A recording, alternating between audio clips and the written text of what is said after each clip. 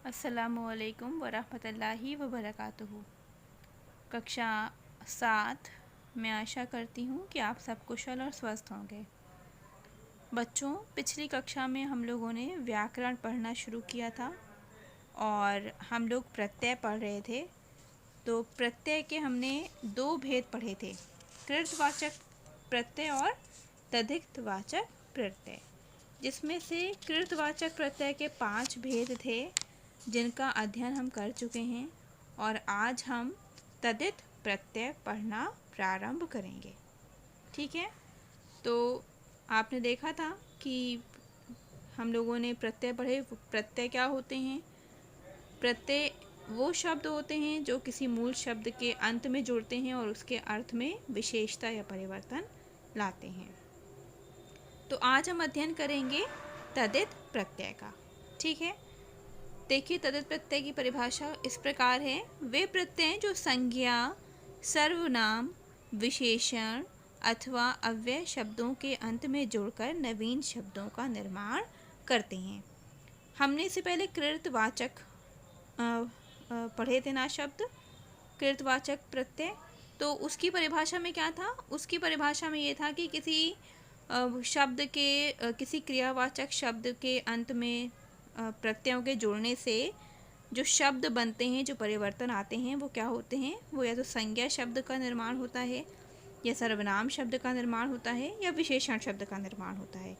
लेकिन तद्धित प्रत्यय में क्या कह रहे हैं? तद्धित प्रत्यय में कह रहे हैं कि वो प्रत्यय जो संज्ञा, सर्वनाम या विशेषण शब्दों के अंत में जुड़कर नवीन शब्दों का निर्माण करते हैं। कृतवाचक में संज्ञा, सर्वनाम और विशेषण शब्दों का निर्माण हो रहा था। यहाँ पर संज्ञा, सर्वनाम और विशेषण में जुड़कर नवीन शब्दों का निर्माण होता है।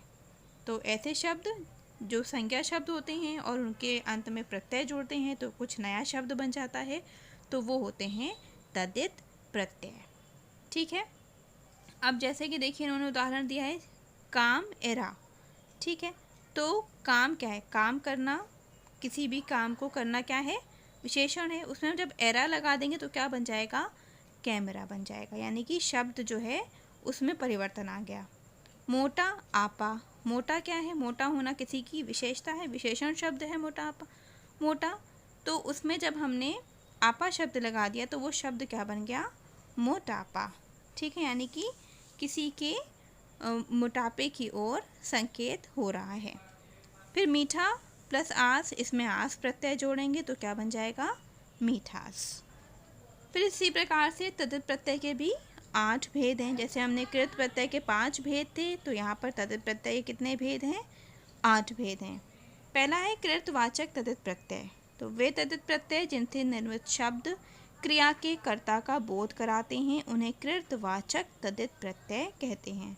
परिभाषा बिल्कुल वैसी ही है जैसी हम पहले पढ़ चुके हैं कि क्रिया के कर्ता का बोध हो, जहाँ पर किसी काम के जो काम हो रहा है, जो क्रिया हो रही है, उसके करने वाले का बोध हो, तो वहाँ होता है कृतवाचक तद्धित प्रत्यय। जैसे आर, आर क्या है? आर है प्रत्यय, और वो सोना शब्द में लगा देंगे तो क्या बन जाएगा?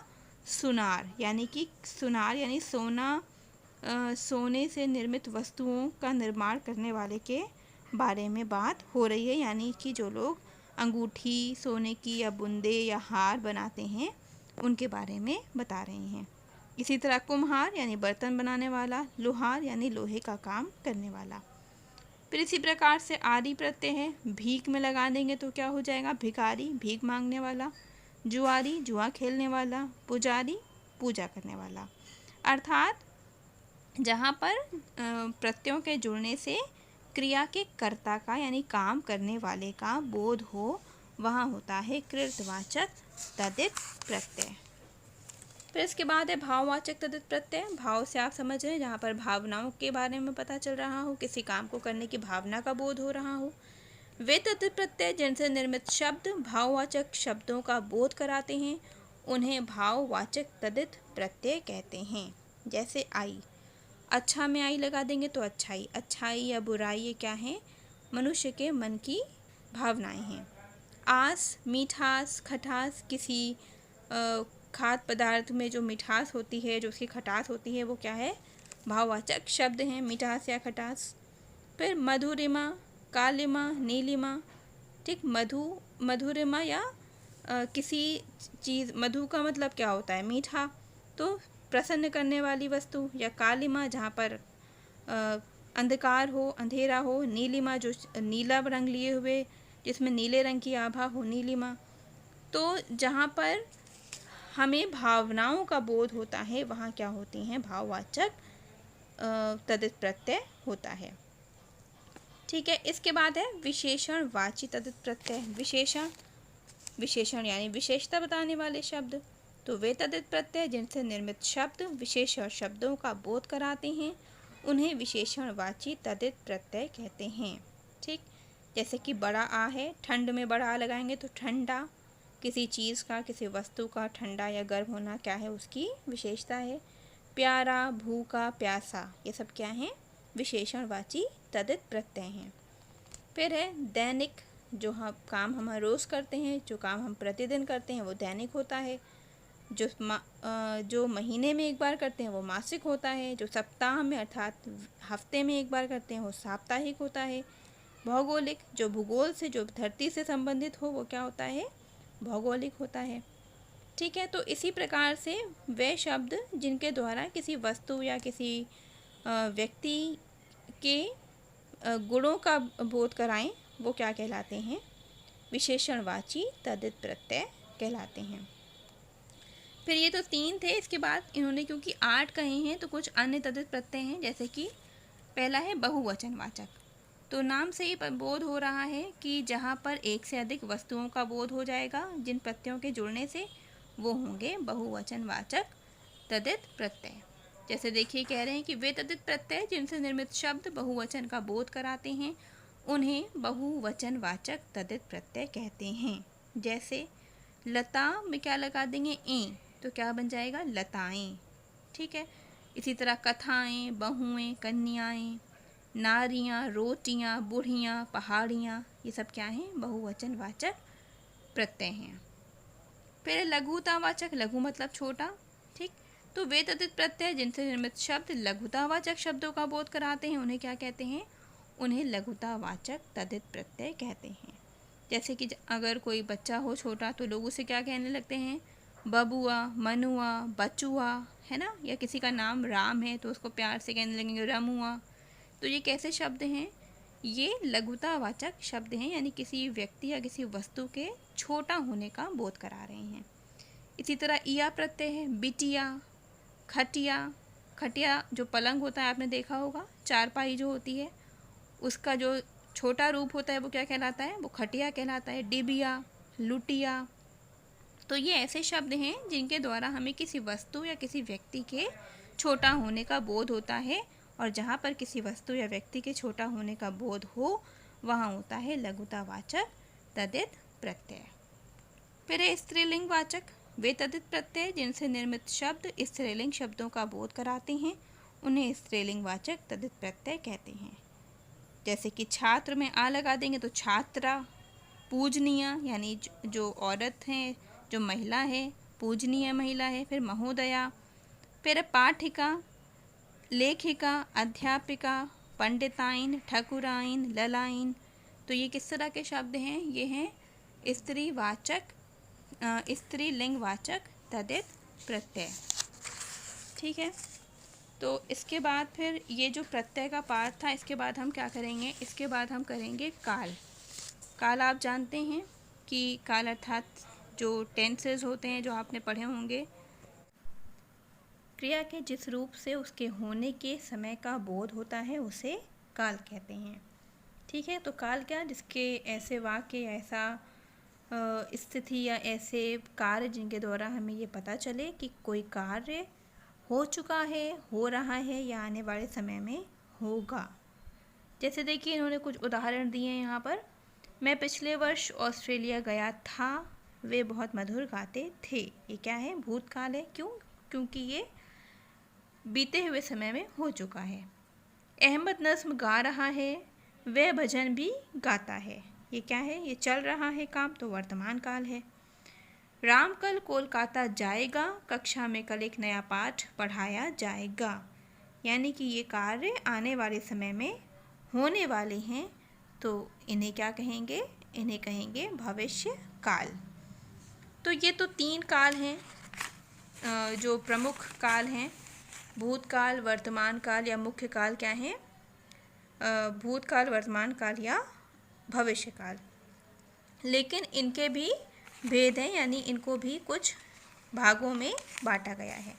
जैसे कि देखिए, भूतकाल है, हम सब जानते हैं भूतकाल क्या है। जो ऐसी क्रिया या कोई ऐसा कार्य जिसके होने से जिसके द्वारा ये पता चले कि ये कार्य हो चुका है। क्रिया के जिस रूप से उसके बीते समय में करने या होने का बोध होता है, उसे भूतकाल कहते हैं। जैसे उसने एक सुंदर कविता लिखी।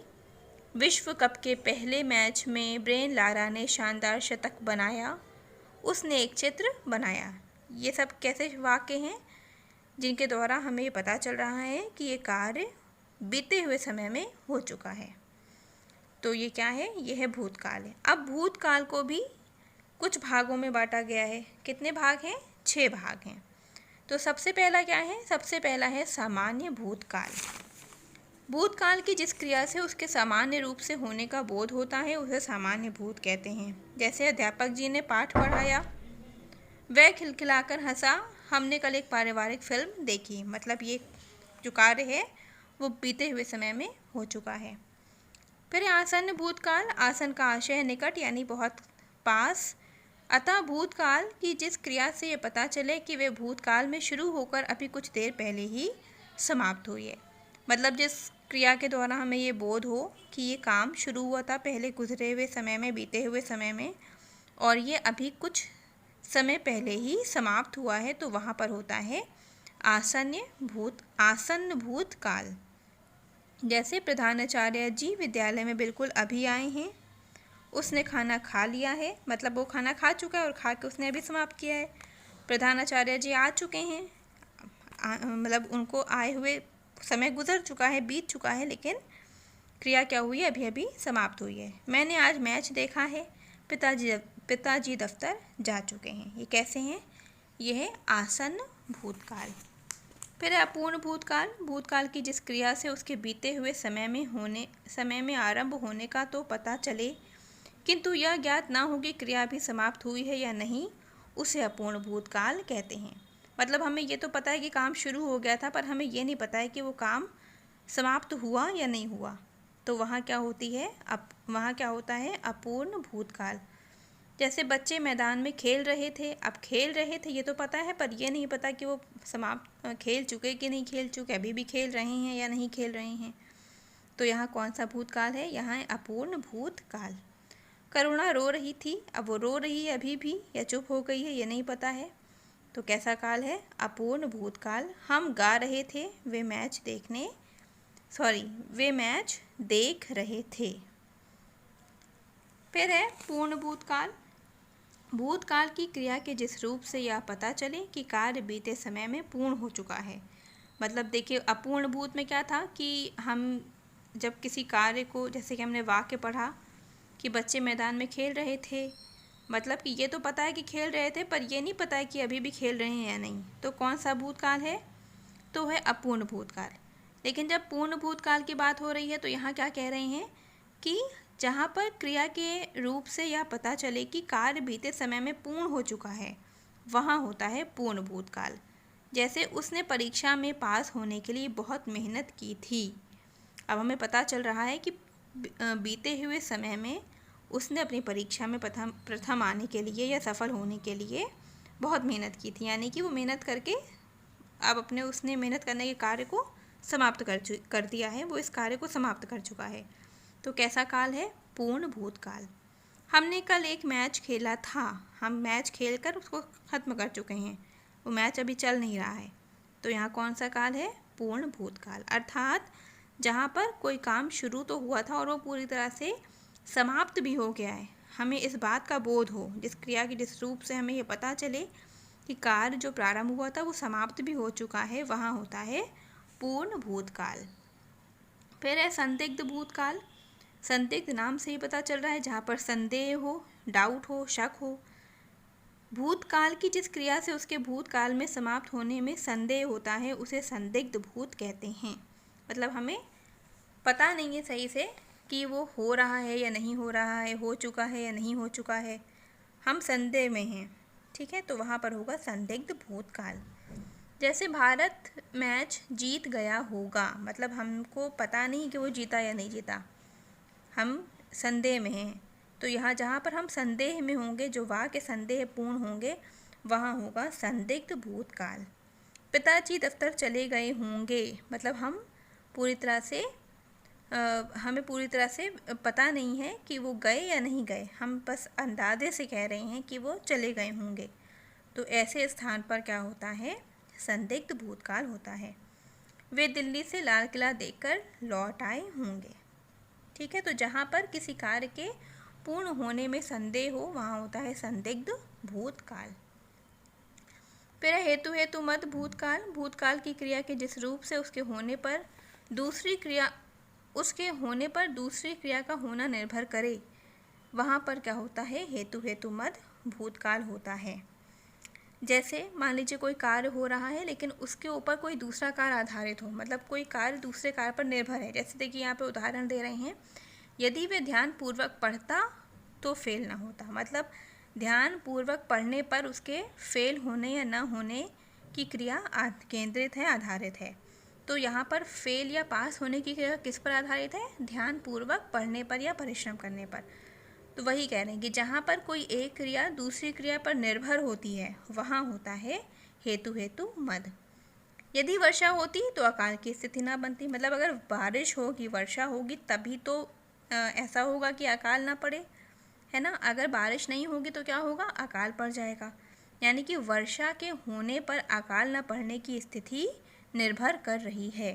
तो जहाँ पर कोई एक स्थिति दूसरी स्थिति पर निर्भर होगी वहाँ पर क्या होगा, हेतु हेतु मद भूतकाल होगा। यदि तुम साथ चलते तो और भी आनंद आता, किसी के साथ चलने पर क्या होगा, आनंद के आने या ना आने की बात हो रही है कि कोई और है, कोई तीसरा या चौथा भी है, व्यक्ति है जो साथ जाएगा तो आनंद आएगा। तो आनंद का संबंध किससे हो गया, आनंद आना किस पर निर्भर कर रहा है, किसी के जाने या ना जाने पर। तो जहाँ पर एक क्रिया दूसरी क्रिया पर निर्भर हो जाएगी वहाँ होगा हेतु हेतु मद भूतकाल, ठीक है। फिर इसी प्रकार से वर्तमान काल, क्रिया के जिस रूप से उसके वर्तमान समय में होने का बोध हो उसे वर्तमान काल कहते हैं। वह पढ़ता है, वे पढ़ रहे हैं, वे पढ़ रहे होंगे आदि। क्रिया के समय में अंतर होने के कारण वर्तमान काल के भी 3 भेद हैं। कितने भेद हैं, 3 भेद। सामान्य वर्तमान काल, वर्तमान काल की जिस क्रिया से उसके वर्तमान समय में सामान्य रूप से होने का पता चलता है उसे सामान्य वर्तमान कहते हैं। जैसे वह ज़ोर ज़ोर से हंसता है, रीना बहुत तेज़ दौड़ती है, सुशांत मन लगाकर पढ़ता है, सरला बहुत बोलती है। मतलब ये कैसे वाक्य हैं, जैसे सामान्य वाक्य जो होते हैं जिनका सामान्य रूप से पूरे होने के बारे में पता चले, उन्हें क्या कहते हैं, सामान्य वर्तमान काल कहते हैं। फिर अपूर्ण वर्तमान, वर्तमान काल की जिस क्रिया से उसके वर्तमान काल में आरंभ होने का बोध हो किंतु समाप्त होने का पता ना चले उसे कहते हैं अपूर्ण वर्तमान काल। बिल्कुल वही परिभाषा है जो हमने अभी भूतकाल में पढ़ी थी कि हमें ये तो पता चल रहा है कि कोई कार्य प्रारंभ हुआ है, पर हमें ये नहीं पता कि वो कार्य अभी तक चल रहा है या नहीं चल रहा है। तो वहाँ पर क्या होता है, अपूर्ण वर्तमान काल होता है। जैसे मोर नाच रहा है, वे शोर क्यों मचा रही हैं, रचना सो रही है, हम खेल रहे हैं, ठीक है। मतलब मोर नाच रहा है, अब इस वाक्य से ये नहीं पता चल रहा है कि मोर अभी तक नाच ही रहा है और रुक गया है नाचना उसका, ठीक है। वे शोर क्यों मचा रही हैं, क्यों का उत्तर नहीं मिल रहा है। वे शोर क्यों मचा रहे हैं, हमें इस बारे में पता नहीं चल रहा है कि शोर हो रहा है, पर वो क्यों हो रहा है। रचना सो रही है, वो अभी भी सो रही है या नहीं सो रही है। तो ऐसे काल जहाँ पर हमें ये पता चले कि जहाँ पर हमें इस बात का बोध ना हो कि वो क्रिया अभी चल रही है या नहीं चल रही है, तो वहाँ पर होगा अपूर्ण वर्तमान काल। फिर संदिग्ध वर्तमान काल, वर्तमान काल की जिस क्रिया से उसके वर्तमान समय में होने में संदेह हो उसे संदिग्ध वर्तमान कहते हैं। मतलब इस बात का संदेह हो कि वो काम अभी हो रहा है या नहीं हो रहा है। वह पढ़ रही होगी, वह गा रहे होंगे, स्वप्निल मैच देखती होगी, वह सहेलियों के साथ खेलती होगी। मतलब हमें इस बात का बोध नहीं हो रहा है कि वो पढ़ रही है या नहीं। अगर हमें ये नहीं सही से पता है तो क्या है, संदिग्ध वर्तमान काल। फिर है अंतिम भविष्यत काल, यानी जो आने वाले समय के बारे में बोध कराए, वो क्या है, भविष्य काल है। क्रिया के जिस रूप से उसके आने वाले समय में पूरा होने का बोध हो उसे भविष्य काल कहते हैं। जैसे वह कल ज़रूर आएगा, शताब्दी एक्सप्रेस कल शायद 1 घंटा देर से आएगी। क्रिया की पूर्णता के समय में अंतर होने के कारण इसके भी 3 भेद हैं। पहला क्या है, सामान्य भविष्य काल। भविष्यत काल की जिस क्रिया से आने वाले समय में सामान्य रूप से होने का पता चलता है उसे सामान्य भविष्य कहते हैं।